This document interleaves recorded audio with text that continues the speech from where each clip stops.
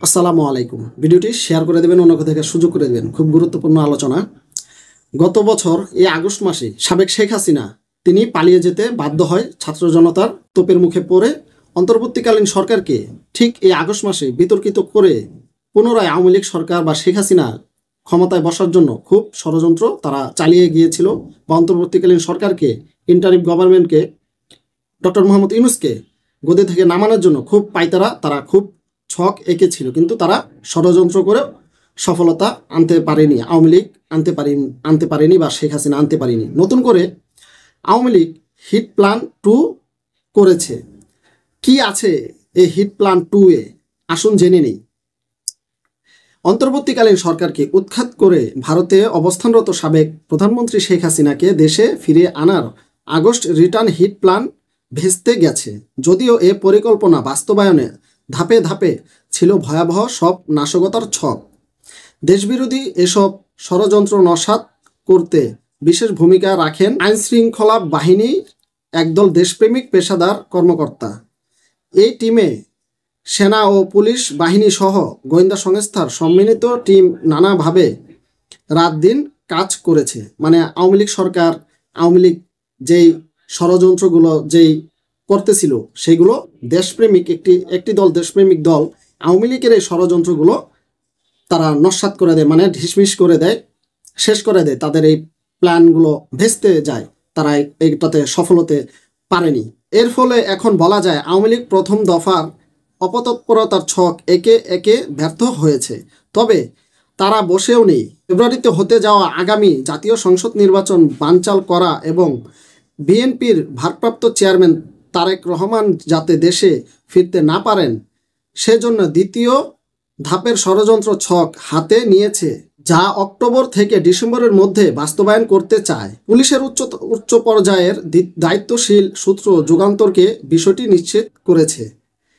মানে এখানে বোঝাচ্ছে যে আওয়ামী লীগ এখন নতুন করে দ্বিতীয় ধাপের একটি ষড়যন্ত্র করতেছে, যে ষড়যন্ত্রটা হচ্ছে যে নির্বাচনকে কিভাবে বানচাল করা যায়। আর নির্বাচনকে বানচাল করতে পারলে এটা আওয়ামী লীগের জন্য এটা লাভবান। আওয়ামী লীগ এই প্ল্যানে যদি সাফল্য পায় তাহলে জনাব তারেক রহমান যে দেশে আসতেছে বা দেশে আসতে চায়, সে যাতে তারেক রহমান না আসতে পারে সে বিষয়েও তারা একটা লক্ষ্য রাখছে। আর এটা তারা করতে চাচ্ছে ডিসেম্বরের মধ্যে বাস্তবায়ন করতে চায় আওয়ামী লীগ। তারা এই প্ল্যানটা বাস্তবায়ন করতে চায়। সক্রিয় হচ্ছে প্ল্যান 2। এখানে বলা হচ্ছে যেভাবে সক্রিয় হচ্ছে প্ল্যান 2, সে প্ল্যান 2 এ কি বলা হচ্ছে? নির্ভরযোগ্য সূত্রের দেওয়া তথ্য জানা যায় অন্তর্বর্তী সরকারকে ফেলে দিতে আওয়ামী ফ্যাসিস্টদের ষড়যন্ত্র পরিকল্পনা 2 সক্রিয় করা হচ্ছে, যার প্রধান টার্গেট অক্টোবর থেকে ডিসেম্বর। অন্তর্বর্তীকালীন সরকারকে ফেলে দেওয়ার জন্য তারা প্ল্যান 2 নিয়েছে হাতে। সে প্ল্যান 2 নিয়ে তারা অন্তর্বর্তীকালীন সরকারকে ডক্টর মোহাম্মদ ইউনূসকে ফেলে দেওয়ার একটা ছক এঁকেছে। মানে তারাও চাচ্ছে নতুন করে একটা বিপ্লব ঘটাবে, এই ধরনের একটা প্ল্যানিং তারা হাতে নিয়েছে। এবং কি এটা 3 মাস জুড়ে সক্রিয় থাকবে। মানে আওয়ামী লীগের এই প্ল্যান 2 এর যে ষড়যন্ত্রটা সেটা 3 মাস জুড়ে তারা অব্যাহত রাখবে, এখানেই এটা বলা হচ্ছে। এর আগে সরকারকে অচল করে দিতে দেশের দক্ষিণাঞ্চল থেকে বিশেষ কিছু কার্যক্রম শুরু হবে। দেশের দক্ষিণাঞ্চল থেকে বিশেষ কিছু কার্যক্রম শুরু করবে। বিশেষ কিছু কার্যক্রম যেটার ধারায় তারা সফলতা পায়, এরকম কিছু কার্যক্রম আওয়ামী লীগ প্ল্যান 2 এ রেখেছে।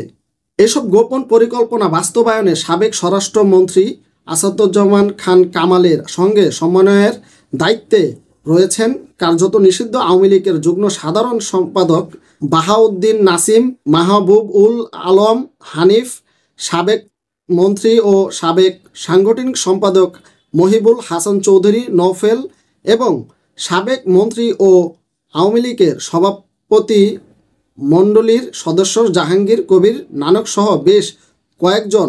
এই পরিকল্পনার ভিতরে এই নামগুলো এসেছে যে আওয়ামী লীগের যে মন্ত্রী বা নেতারা আছে তারা এটার ভিতরে, এই পরিকল্পনার ভিতরে আছে যে কিভাবে অন্তর্বর্তীকালীন সরকারকে ফেলে দেওয়া যায়, ডক্টর মোহাম্মদ ইউনূসকে এখান থেকে ফেলে দেওয়া যায়, বা উনি যাতে দেশ না চালাতে পারে বা রাষ্ট্র না চালাতে পারে, এরকম একটা পরিকল্পনা তারা হাতে নিয়েছে যাতে ডক্টর মোহাম্মদ ইউনূস ব্যর্থ হয় এবং কি তাকে গদি থেকে নামানোর একটা চিন্তাভাবনা তারা করেছে এই সমস্ত মন্ত্রীদেরকে নিয়ে, যাদের নাম এখানে আমি বললাম। অফিসিয়ালি বসে কাজের সমন্বয় করতে ইতিমধ্যে কলকাতা ও দিল্লিতে আওয়ামী লীগের পৃথক গোপন অফিসও খোলা হয়েছে। সেখানে তারা 5 আগস্ট থেকে কাজ শুরু করেছেন। এ চক্রের কাজে সহায়তা দিতে বেশ কয়েকটি গোয়েন্দা সংস্থার সদস্যের নেপথ্যে থেকে সক্রিয়ভাবে রসদ যোগাচ্ছে। মানে এখানে বলা হচ্ছে যে অন্তর্বর্তীকালীন সরকারকে 5 আগস্টের পর থেকে, এই 5 আগস্টের পর থেকে ব্যর্থ করার জন্য বাংলাদেশের গোয়েন্দা সংস্থার কিছু সংখ্যক সদস্যকে নিয়ে, আওয়ামী লীগপন্থী যারা, তাদেরকে নিয়ে সক্রিয় ভূমিকা গোয়েন্দারাও রাখছে, যাতে অন্তর্বর্তীকালীন সরকারকে কিভাবে ব্যর্থ করা যায় বা কিভাবে তাকে গতি থেকে নামানো যায়, এরকম তারা কাজ শুরু করেছে। তারা এটা এই প্ল্যান 2 এর ভিতরে এই জিনিসটাও তারা রেখেছে, এবং কি তারা এই গোয়েন্দারা তারা এভাবে কাজ করবে যাতে অন্তর্বর্তীকালীন সরকার ব্যর্থ হয়। আওয়ামী লীগের 3 টার্গেট, ষড়যন্ত্রকারীদের 3 টার্গেট, মানে আওয়ামী লীগের 3 টার্গেট হচ্ছে এ চক্রের প্রধান টার্গেট, এই আওয়ামী লীগের প্রধান টার্গেট বা লক্ষ্য 3টি। 1, আগামী জাতীয় নির্বাচন বন্ধুল করে দেওয়া। 2, যে কোনো উপায়ে বিএনপির ভারপ্রাপ্ত চেয়ারম্যান তারেক রহমানের দেশে ফিরে আসা প্রতিরোধ করা। এবং 3, একের পর এক ঘটনা ঘটিয়ে দেশকে এমন পরিস্থিতির দিকে নিয়ে যাওয়া যাতে সৃষ্ট বিপ্লবের অগ্নিগর্ভ পরিবেশে শেখ হাসিনা ফের প্রধানমন্ত্রী হিসেবে দেশে ফিরে আসতে পারেন। মানে এখানে বলা হচ্ছে যে আওয়ামী লীগের যে সভানেত্রী সাবেক শেখ হাসিনা, তিনি যে ভারতে পালিয়ে গিয়েছেন, এবং কি জনাব তারেক রহমান যে দেশে আসবেন, এটাকে যেভাবে হোক তারা ব্যর্থ করে দিবে। এখানে এটাই বলা হয়েছে। কেন এই টার্গেট, আওয়ামী লীগ এই টার্গেটটা কেন নিয়েছে? আওয়ামী লীগের পলাতক নীতি নির্ধারক মহলের বদ্ধমূল ধারণা, টানা 15.5 বছর ক্ষমতায় থাকাকালে তারা ভয়াবহ যেসব অপরাধ করেছেন তার জন্য জাতির কাছে ক্ষমা চেয়ে মাঠের রাজনীতিতে পাকপোক্তভাবে ফিরে আসা সহজ হবে না।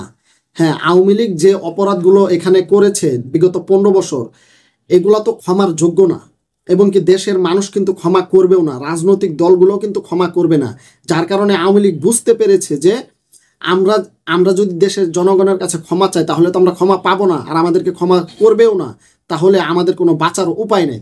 যার কারণেই আওয়ামী লীগ নতুন করে এই প্ল্যান করেছে যে আমরা যেভাবে হোক অন্তর্বর্তীকালীন সরকারকে, ডক্টর মোহাম্মদ ইউনূসকে আরেকটি বিপ্লব ঘটিয়ে তারা এখানে প্রধানমন্ত্রী হিসেবে শেখ হাসিনাকে বসাবে, আবার ফের প্রধানমন্ত্রী হিসেবে শেখ হাসিনাকে বসাবে। ফের ভোটের মাধ্যমে ক্ষমতায় ফিরে আসতে অনেক পথ পাড়ি দিতে হবে। মানে আওয়ামী লীগের অনেক পথ পাড়ি দিতে হবে যদি ভোটের মাধ্যমে ক্ষমতায় আসতে হয়, আর আওয়ামী লীগ আসতে পারবেও না, কারণ তারা যে কাজ করেছে এটা এত সোজাও না। এজন্য তারা উল্টো পথে শেখ হাসিনাকে ফের প্রধানমন্ত্রী হিসেবে ক্ষমতায় বসাতে মরিয়া। এজন্য যা যা করার তারা সেটি করতে চান। আওয়ামী লীগ এখন বর্তমানে যা যা করার দরকার তারা তাই করবে। তার মন্ত্রী, আওয়ামী লীগপন্থী গোয়েন্দা সংস্থার যে সমস্ত লোকরা আছে, তারা ফের শেখ হাসিনাকে প্রধানমন্ত্রী হিসাবে বসাতে যা যা করার তারা ঠিক তাই করবে, এবং কি এটা চলমান রাখবে। তারা থেমে যাবে না, এটাই বোঝাচ্ছে এখানে। কি করবে আওয়ামী লীগ? এখন আওয়ামী লীগ কী করবে? প্রথম দফার ষড়যন্ত্র পরিকল্পনা বাস্তবায়নে আওয়ামী লীগের মাস্টার মাইন্ডরা যেসব পদক্ষেপ নিয়েছিলেন তার অনেক কিছুতে তারা সাফল্য পেয়েছেন। হ্যাঁ, এটা সত্য কথা, তারা কিন্তু অনেক সাফল্য পেয়েছেন, এটা অস্বীকার করা যাবে না। এখন তারা প্রথম দফার সফলতা ও ব্যর্থতাকে কাজে লাগিয়ে এবার আরও নিখুঁত অ্যাকশন প্ল্যান সাজাতে চান।